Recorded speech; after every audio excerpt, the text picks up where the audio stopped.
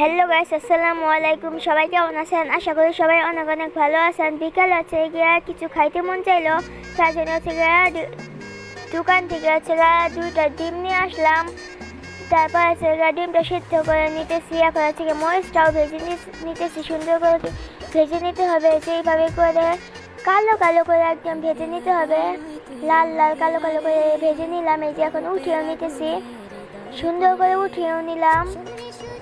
এই যে উঠানো শেষ আমার।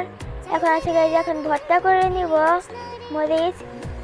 মানে ডিমের ভাইরাল রেসিপিটা আছে আজকে খাবো, তার জন্য মরিচটা হচ্ছে এইভাবে করে ভেঙে নিতে হবে। সুন্দর করে হচ্ছে এইভাবে করে ভেঙে নিব আমরা। ভেঙে নিয়ে শেষ আমাদের। এখন আছে মরিচটি একটু মাখিয়ে নিব। আমরা কিন্তু 4টা মরিচ ইউজ করছি, মাত্র আছে 2টা ডিম খাবো, তার জন্য আপনারা কিন্তু অনেকটি ইউজ করতে পারেন। তারপরে যেইভাবে করে চুলটা ছাড়িয়ে নিতে হবে, যেইভাবে করে একটা ছাড়িয়ে নিলাম, এইভাবে করে 2টা ছিলিয়ে নিলাম আমি।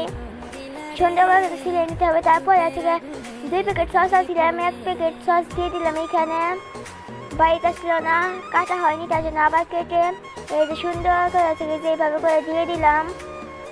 আবার হচ্ছে যে চাটনি আছে একটা দিয়ে দিলাম।